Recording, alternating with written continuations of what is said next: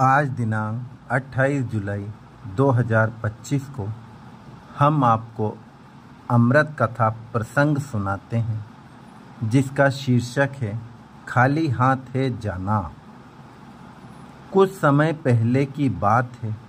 एक बहुत धनी आदमी था। एक बार उसके मन में किसी संत से ज्ञान लेने की इच्छा हुई, लेकिन उसके मन में धन का बहुत अहंकार था। वो संत के पास गया तो वे सच्चे संत तुरंत समझ गए कि इसके मन में धन का बेहद अहंकार है, लेकिन ये बात उन्होंने अपने मन में ही रहने दी।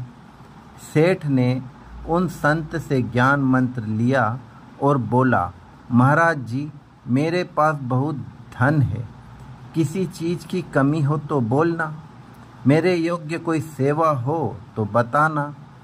संत उसकी इस बात के पीछे छिपे अहंकार को समझ गए और उन्होंने उसी पल उसका अहंकार दूर करने की सोची। वे कुछ देर सोचते रहे, फिर उन्होंने कहा, और तो मुझे कोई परेशानी नहीं है, पर मेरे कपड़ों को सीने के लिए सुई की अक्सर ज़रूरत पड़ जाती है।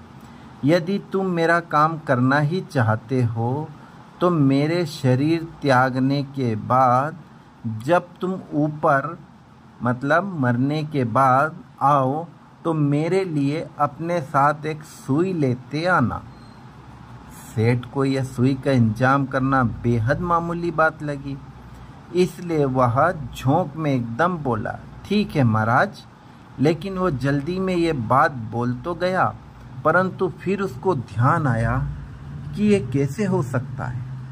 मरने के बाद मैं भला सुई कैसे ले जा सकता हूँ, और अगर सुई लेकर भी जाता हूँ तो उसे कैसे पता चलेगा कि मैं आपके लिए सुई लेकर आ गया हूँ। और सबसे बड़ी बात, मरने के बाद वो सुई तो वहीं की वहीं रह जाएगी। इस बात के ध्यान में आते ही संत की बात का सही मतलब सेठ की समझ में भली भांति आ गया कि किसी के मरने के बाद ना तो हम किसी को कुछ दे सकते हैं और ना ही वो कुछ ले जा सकता है।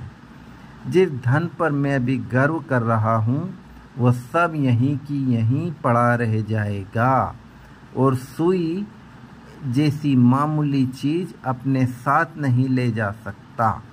तब उसका सारा अभिमान चूर चूर हो गया और वो क्षमा मांगता हुआ संत के चरणों में गिर पड़ा। ओम शांति। तो श्रोतागणों, आप अपने कमेंट्स में बताइएगा ये कहानी आपको कैसी लगी। ओम शांति।